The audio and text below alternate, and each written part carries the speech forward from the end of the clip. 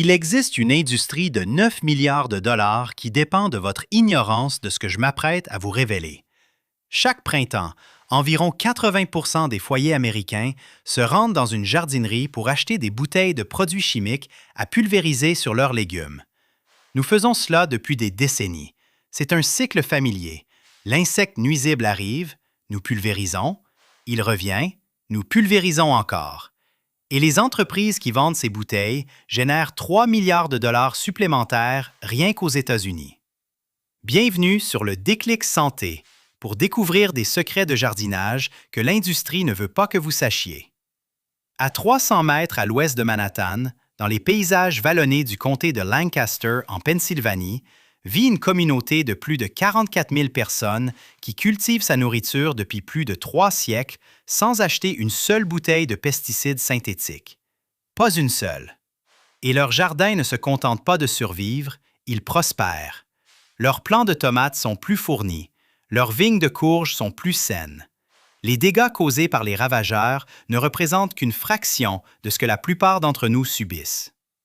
Il y a quelques années, je me trouvais dans l'un de ces jardins, observant des rangées de poivrons sans un seul puceron, et je me suis dit, qu'est-ce que ces gens ont compris que le reste d'entre nous paie encore pour ne pas apprendre? Aujourd'hui, je vais vous expliquer en détail ce que les jardiniers Amish font différemment, étape par étape, afin que vous puissiez commencer à l'appliquer dans votre propre jardin dès cette saison. Et restez jusqu'à la fin, car la dernière technique que je vais partager ne demande rien de plus qu'un simple rouleau de papier toilette usagé. C'est la seule chose qui m'a fait me sentir véritablement stupide de ne pas y avoir pensé il y a 30 ans. Permettez-moi de vous donner un peu de contexte, car il ne s'agit pas seulement d'une histoire de jardinage. C'est l'histoire d'un système conçu pour vous maintenir dans la dépendance et d'une communauté qui a tranquillement choisi de s'en affranchir il y a des siècles. L'industrie moderne des pesticides puise ses racines commerciales dans les années 1940, juste après la Seconde Guerre mondiale, lorsque les entreprises chimiques ont eu besoin de nouveaux marchés pour les composés synthétiques qu'elles fabriquaient pour l'effort de guerre. Le DDT, les organophosphorés, les hydrocarbures chlorés. Ils ont été réorientés de la guerre vers l'agriculture presque du jour au lendemain. Et voici la partie qui devrait vous faire réfléchir. Le modèle économique n'a jamais eu pour but de résoudre définitivement votre problème de ravageur. Il s'agissait de le gérer juste assez pour que vous reveniez la saison suivante et achetiez plus de produits. Ce n'est pas une théorie du complot, c'est de l'économie. Un produit qui éliminerait réellement le besoin de lui-même serait une très mauvaise affaire. Et ainsi, pendant 80 ans, la plupart d'entre nous ont été enfermés dans un cycle de pulvérisation. Supprimer temporairement, regarder les ravageurs revenir, pulvériser à nouveau. Pendant ce temps, les Amish observaient tout cela depuis leur jardin, secouant la tête, car ils avaient déjà compris quelque chose que le reste du monde agricole commence seulement à prouver avec des recherches scientifiques évaluées par des pairs. On ne vainc pas les ravageurs en les tuant. On les vainc en construisant un jardin dans lequel ils ne peuvent pas survivre. Et cette différence, ce simple changement de perspective, vaut plus que toutes les bouteilles sur les étagères de votre jardinerie réunies. Laissez-moi vous montrer comment cela fonctionne. Et je commencerai par la partie qui m'a le plus surpris. L'histoire qui m'a éclairé sur ce sujet est celle d'un homme nommé John Kemp. Si vous n'avez jamais entendu son nom, cela va changer, car qu'il a découvert est l'une des avancées les plus importantes de l'agriculture moderne. Elle est venue d'un jeune Amish, avec une éducation de 8e année seulement. Kemp a grandi dans une petite ferme fruitière et maraîchère dans le nord-est de l'Ohio. Son père était le fournisseur régional de pesticides.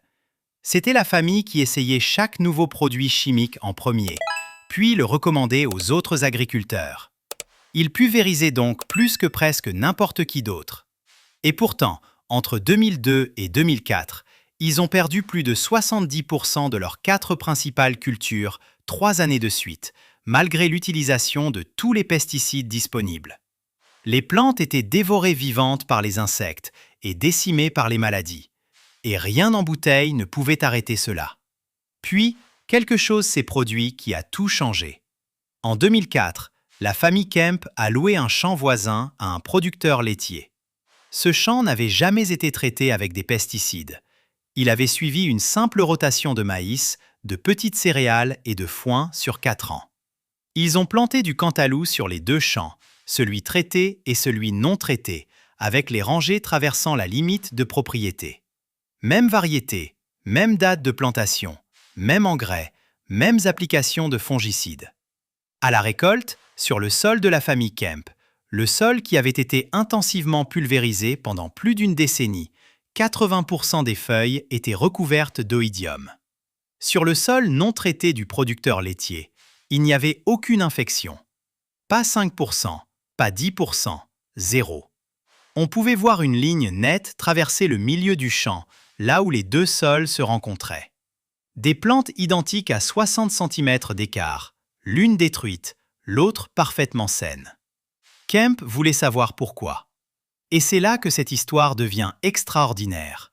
Ce jeune Amish de 18 ans, qui n'avait jamais dépassé la 8e année, qui avait grandi sans télévision, sans Internet, sans téléphone, est entré dans sa bibliothèque publique locale et a commencé à lire non pas des magazines de jardinage, mais des manuels universitaires.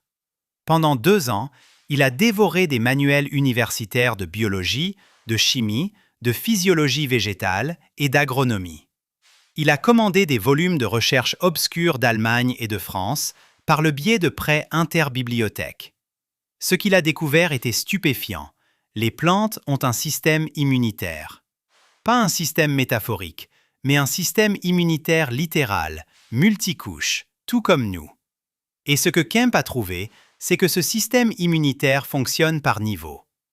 Au niveau le plus basique, lorsqu'une plante reçoit la bonne nutrition minérale, spécifiquement le fer, le manganèse, le cuivre, le zinc, l'azote sous la bonne forme et une quantité adéquate de magnésium, elle réalise une photosynthèse complète. Lorsque cela se produit, la plante convertit tous ces nitrates solubles en protéines complètes. Et voici la partie qui va changer votre façon de penser à chaque insecte de votre jardin.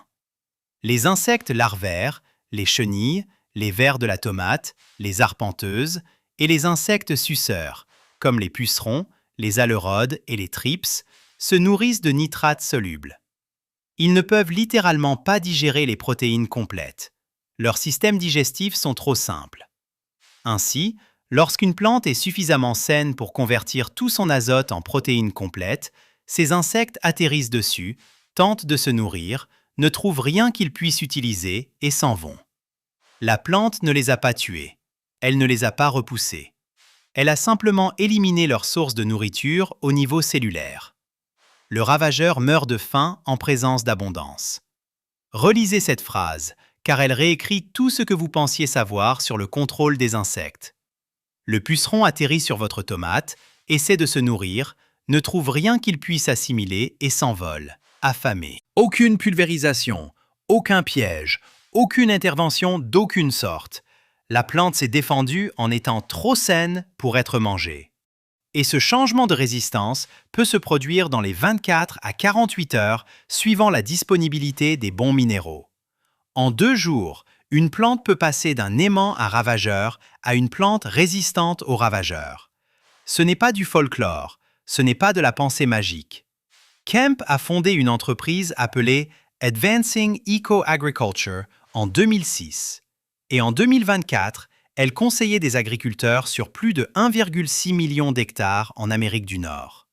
Des recherches évaluées par des pairs d'institutions comme Cornell, Penn State et plusieurs universités européennes confirment que des sols équilibrés en minéraux et biologiquement actifs produisent des plantes avec des parois cellulaires plus solides, des concentrations plus élevées de composés défensifs et une résistance aux ravageurs mesurablement plus grande. Un article de Frontiers in Plant Science a révélé qu'une nutrition équilibrée est la première ligne de défense des plantes, les minéraux modulant directement les enzymes immunitaires et déclenchant des voies de résistance systémiques. La science a rattrapé ce que les Amish ont compris grâce à 300 ans d'observation. Le sol n'est pas seulement l'endroit où la plante vit, le sol est le système immunitaire de la plante. Alors, voici votre première étape concrète. et c'est la fondation sur laquelle tout le reste se construit. Chaque printemps, avant de planter un seul jeune plant, étalez 5 à 7,5 cm de compost bien mûr sur vos plates-bandes et incorporez-le dans les 10 à 15 cm supérieurs du sol. Si vous pouvez obtenir du compost, incluant du fumier de cheval ou de vache vieillie, c'est encore mieux. Cette combinaison de matières végétales et de déchets animaux crée un microbiome du sol incroyablement diversifié. Les Amish n'achètent pas de sacs d'engrais synthétiques. Ils construisent le sol avec du compost, des cultures de couverture et du fumier animal. Et ils le font sur les mêmes parcelles de terre depuis des générations. La clé est la constance. Une seule application ne transformera pas votre jardin, mais après 2 ou 3 saisons à construire la biologie de votre sol de cette manière, vous remarquerez quelque chose de remarquable. Vos plantes auront des tiges plus épaisses, un vert plus foncé, et elles se remettront des petites attaques de ravageurs beaucoup plus rapidement qu'avant. J'ai commencé à faire cela il y a 4 ans, et le changement dans mes seuls plants de tomates et de poivrons a valu chaque brouette de compost que j'ai transportée. Si vous êtes dans une zone de culture plus froide, disons les zones 3 à 5, mettez votre compost dès que le sol est praticable. Idéalement 3 à 4 semaines avant votre dernière date de gel. Dans les zones plus chaudes, 7 à 9, vous pouvez commencer à la fin de l'hiver. Mais voici ce que la plupart des gens manquent, et c'est la raison pour laquelle je devais d'abord vous raconter l'histoire de John Kemp. La santé du sol n'est pas un sujet distinct du contrôle des ravageurs. C'est le même sujet. Un sol faible produit des plantes faibles. Et les plantes faibles sont une invitation à dîner pour chaque ravageur de votre code postal. Maintenant, la prochaine étape est celle où l'approche Amish commence à sembler radicalement différente de tout ce que vous voyez dans un jardin conventionnel. Et honnêtement, c'est la partie qui m'a fait me sentir le plus stupide de ne pas l'avoir comprise plus tôt. La plupart des jardins sont plantés en rangées soignées d'une seule culture. Des tomates ici, des haricots là, des courges tout au bout. Cela semble organisé. Cela facilite la récolte. Mais pour un ravageur, une longue rangée d'une seule culture est une autoroute avec des panneaux lumineux et aucune limite de vitesse.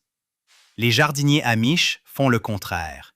Ils mélangent tout exprès. Ils plantent des herbes aromatiques et des fleurs directement parmi leurs légumes. Et la raison est élégante. La plupart des ravageurs du jardin trouvent leurs plantes cibles par l'odeur. Les pucerons, les pierrites du chou, les sphinx de la tomate, les chrysomèles du concombre, tous naviguent en suivant les signaux chimiques que leurs plantes hôtes libèrent dans l'air. Lorsque vous entourez ces plantes hôtes de compagnons fortement odorants, vous créez ce que les entomologistes appellent une confusion olfactive.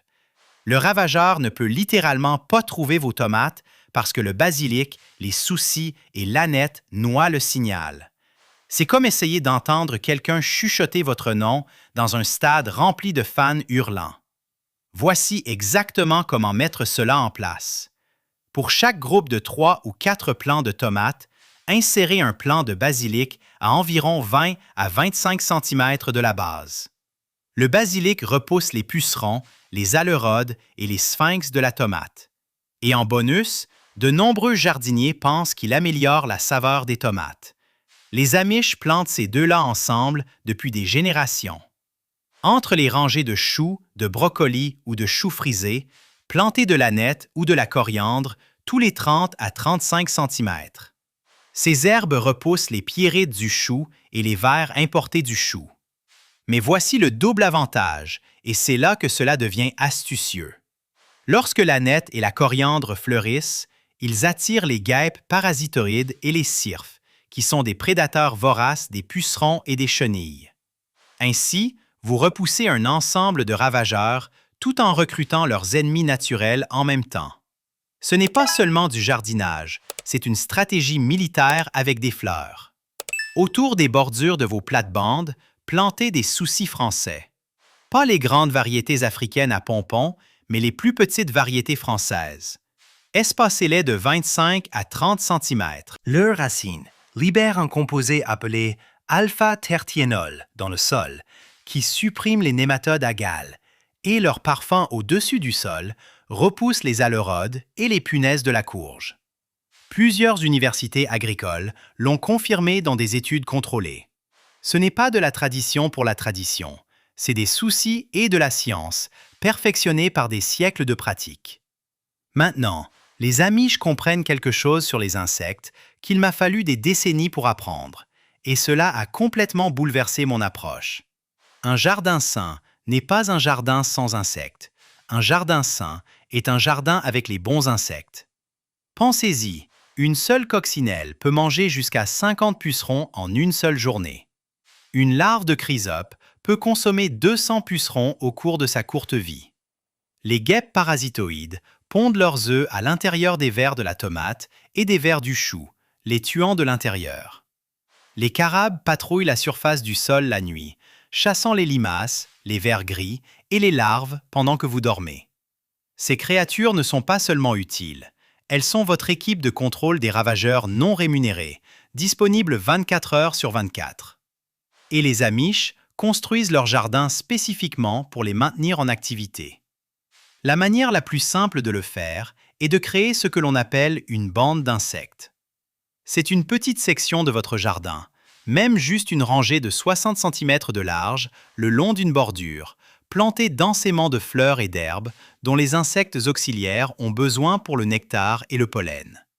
Plantez de l'alice maritime à l'avant, car elle reste basse et fleurit toute la saison. Derrière, alternez l'achillée millefeuille et l'aneth à environ 25 à 30 cm d'intervalle. Si vous avez de la place, ajoutez du fenouil à l'arrière. La clé est une floraison continue du printemps à l'automne, afin que les auxiliaires aient toujours une raison de rester. Quelques semaines après l'ouverture des premières fleurs, cette bande bourdonnera de cirphes, de guêpes parasitoïdes, de chrysopes et de coccinelles. Et une fois ces populations établies, elles patrouilleront tout votre jardin.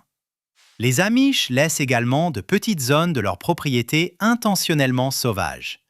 Une parcelle de trèfle près du jardin, une bande non tondue le long de la clôture, un tas de pierres où les carabes peuvent s'abriter. Ce ne sont pas des signes de paresse, ce sont des habitats. Chaque insecte auxiliaire a besoin d'un endroit pour vivre, se reproduire et hiverner. Si votre jardin est parfaitement manucuré, avec un sol nu entre chaque rangée, vous avez essentiellement affiché un panneau complet pour les créatures même que vous voulez voir travailler pour vous. Voici une erreur que j'ai commise au début et que je ne veux pas que vous répétiez. Ma première année à essayer cela, j'ai acheté un sac de coccinelles, je les ai relâchées un soir, et le lendemain matin, elles avaient disparu. Toutes. Vous devez leur donner une raison de rester. Plantez d'abord l'habitat, puis invitez les invités. Si vous êtes dans les zones 4 à 6, où les populations d'auxiliaires se développent lentement au printemps, l'achat de lâchers de coccinelles ou d'œufs de chrysopes peut aider à démarrer les choses, mais seulement si l'habitat fleuri est déjà en place. Sinon, vous ne faites qu'alimenter le jardin de votre voisin. Cette prochaine habitude est celle qui semble la plus démodée, et c'est précisément pourquoi elle fonctionne mieux que tout ce que vous pouvez acheter en bouteille. Chaque jardinier Amish avec qui j'ai parlé dans le comté de Lancaster évoque la marche matinale comme quelque chose d'aussi naturel que le petit déjeuner.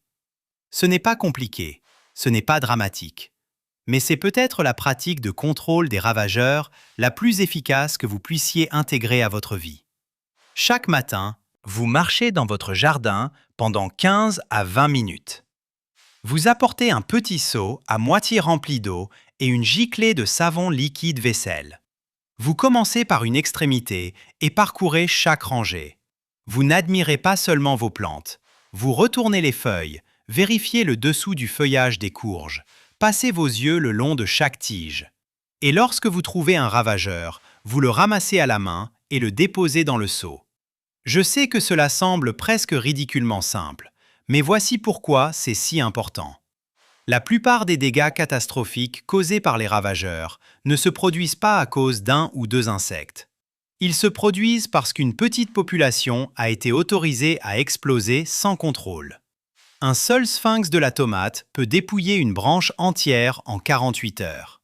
Une paire de punaises de la courge peut pondre des centaines d'œufs en une seule semaine. Au moment où vous remarquez les dégâts et courez chercher une bouteille de spray, vous avez déjà 3 longueurs de retard. La marche matinale Amish détecte les problèmes tant qu'ils ne sont que des problèmes, pas des catastrophes. 2 verres de la tomate le lundi deviennent 0 verres de la tomate le lundi au lieu de 20 verres de la tomate le vendredi. Pour les tomates, cherchez les sphinx de la tomate sur les feuilles supérieures et le long des tiges. Ils se camouflent bien, mais cherchez des déjections foncées sur les feuilles en dessous comme indice. Pour les courges et les concombres, retournez les feuilles et cherchez de petits amas d'œufs de couleur bronze sur le dessous. Ce sont des œufs de punaise de la courge. Et les gratter avec votre ongle, maintenant, vous évitera un véritable casse-tête dans 2 semaines. Pour les brassicacées, surveillez les petites chenilles vertes et les papillons blancs qui planent autour de vos plantes en pondant des œufs. Après avoir fait cela pendant 2 saisons, je peux vous dire que cela devient une seconde nature. Ce sont 15 minutes de calme avant que la journée ne commence. Et cela vous garde connecté à ce qui se passe réellement dans votre jardin, d'une manière qu'aucune intervention chimique ne pourra jamais égaler. Vous développez un œil pour ce qui est normal et ce qui ne l'est pas.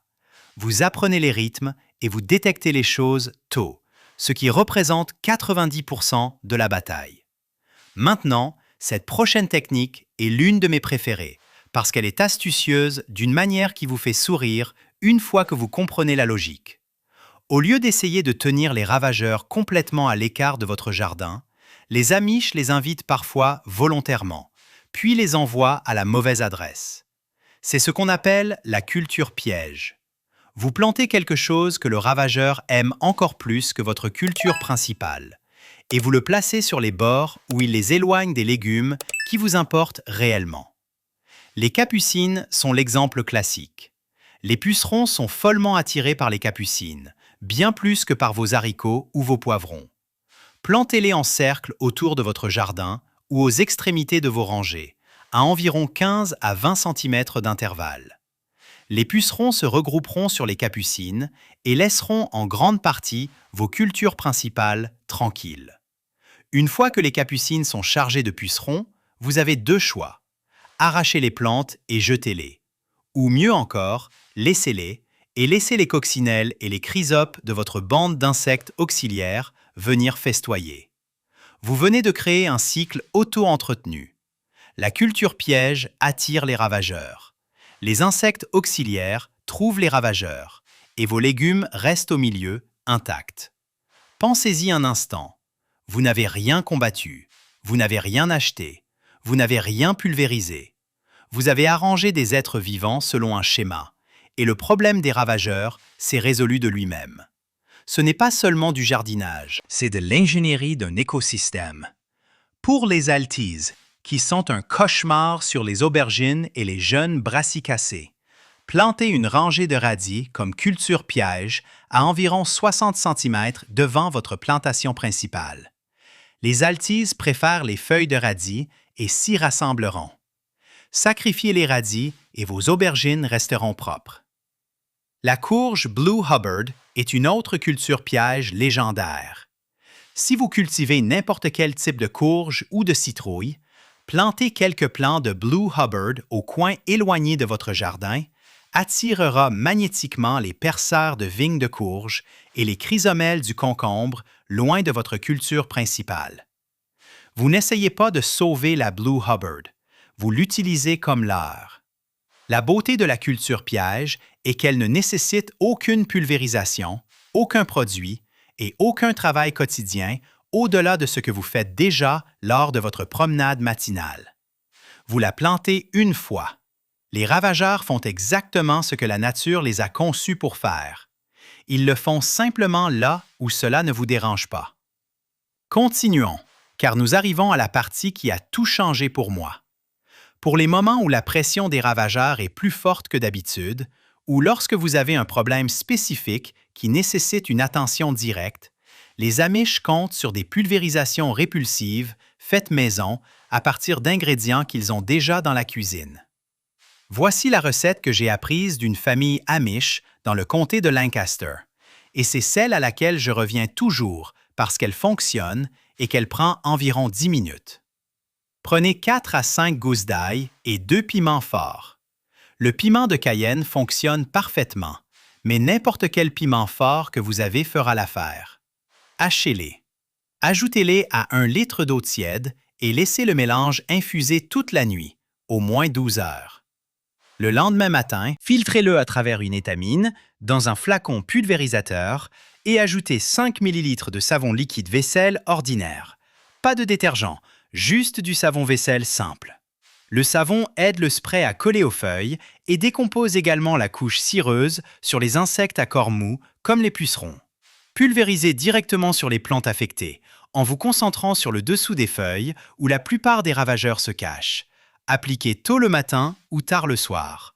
Ne pulvérisez jamais en plein soleil de midi, car le savon peut provoquer de légères brûlures des feuilles par forte chaleur. Une application suffit généralement à éloigner les ravageurs pendant 5 à 7 jours. Réappliquez après une forte pluie. Maintenant, je veux être honnête avec vous. Ce spray ne tue pas les ravageurs au contact, comme le fait un produit chimique synthétique. Il les dissuade. Il rend vos plantes désagréables à sentir et à goûter.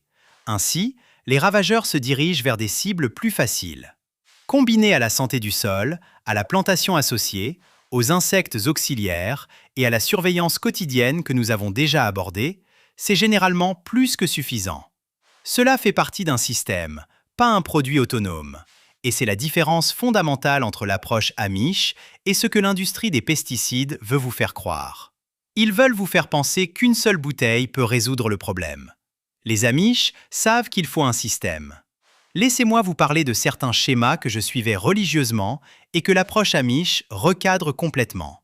Et il n'y a aucun jugement ici, car j'ai fait chacune de ces choses plus longtemps que je ne voudrais l'admettre.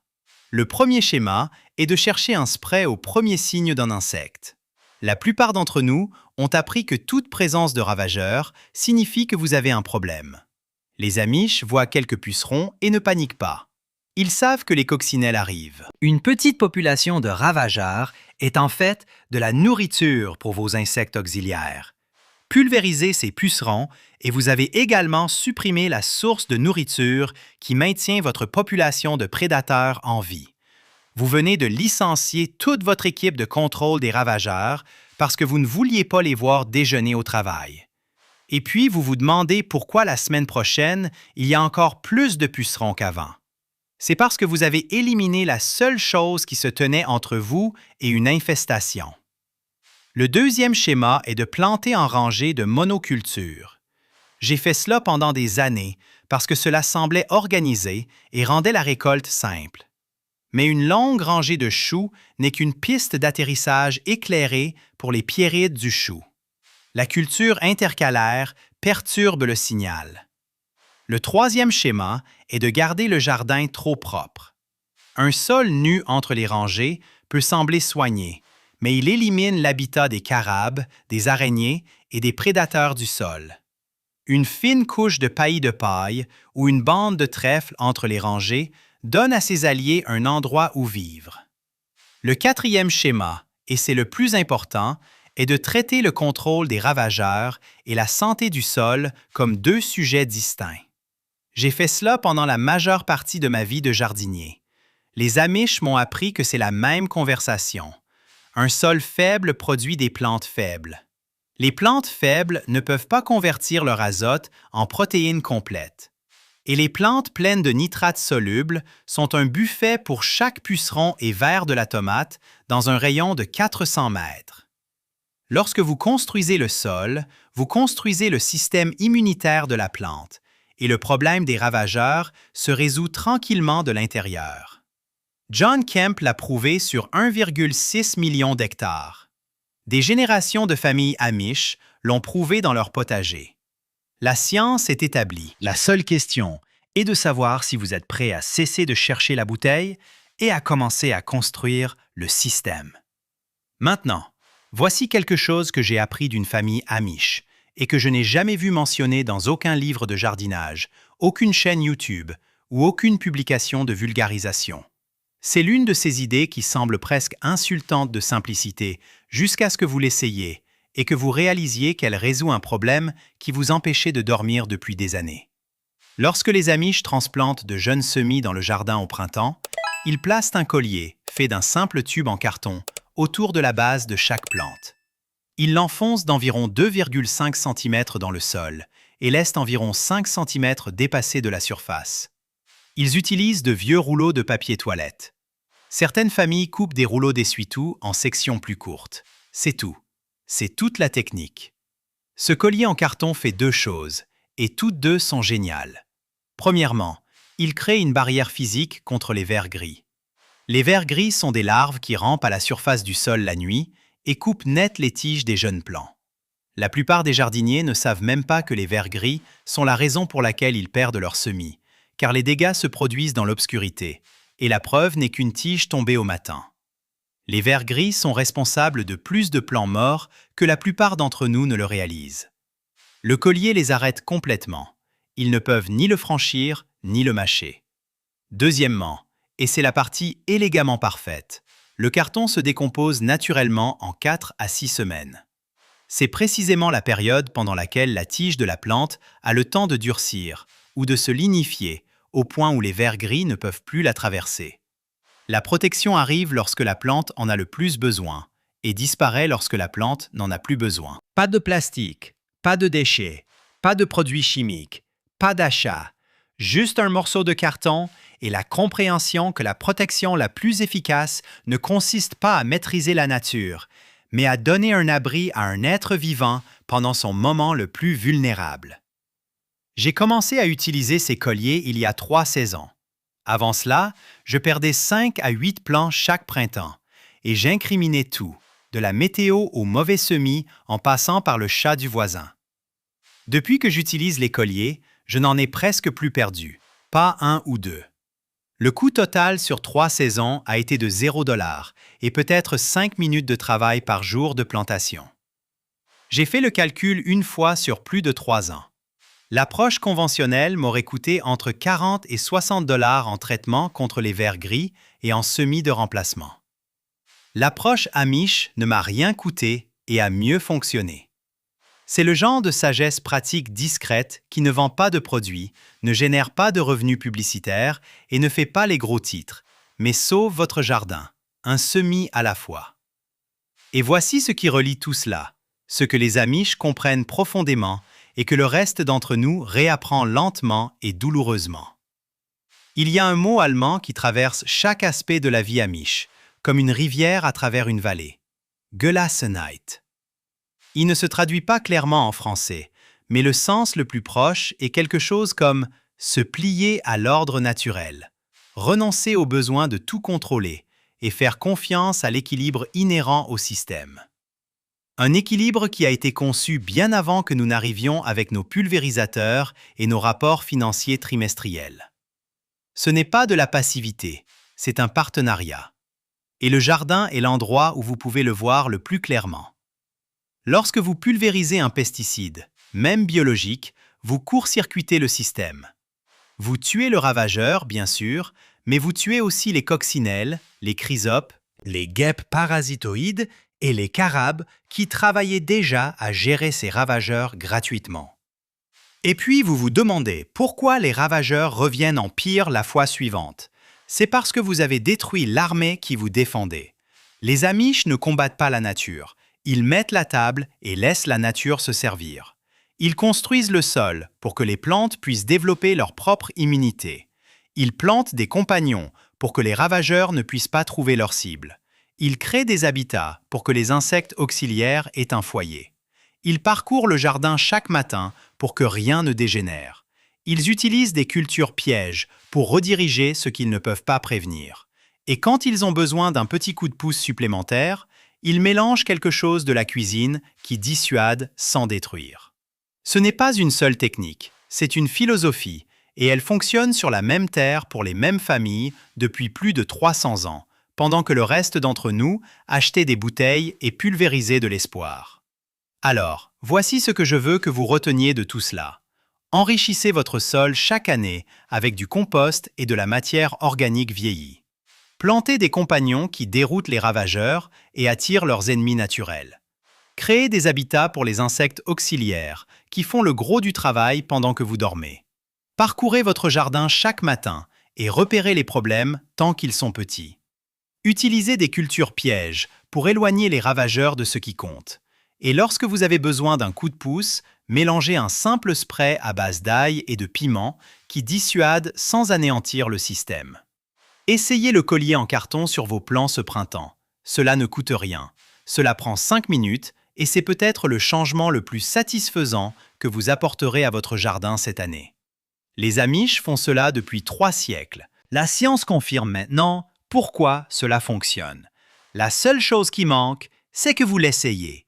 Et honnêtement, une fois que vous commencerez à voir les résultats, une fois que vous verrez une coccinelle dévorer 50 pucerons en un seul après-midi, une fois que vous verrez votre plant de tomates se tenir grand et vert en août, tandis que ceux de vos voisins jaunissent et sont grignotés, vous vous demanderez pourquoi quelqu'un nous a un jour convaincus qu'il y avait une meilleure solution dans une bouteille. Si cela a changé votre façon de penser à votre jardin, laissez un commentaire et dites-moi ce que vous allez essayer en premier. Je lis chacun d'eux. Et si vous avez trouvé cela fascinant, abonnez-vous pour plus d'histoires comme celle-ci. J'ai d'autres explorations approfondies à venir sur la façon dont les cultures traditionnelles du monde entier abordent tout, de la construction du sol à la conservation des semences. Et croyez-moi, d'autres secrets comme celui-ci attendent d'être découverts. Merci d'avoir passé du temps avec moi aujourd'hui. Je vous retrouve dans la prochaine vidéo.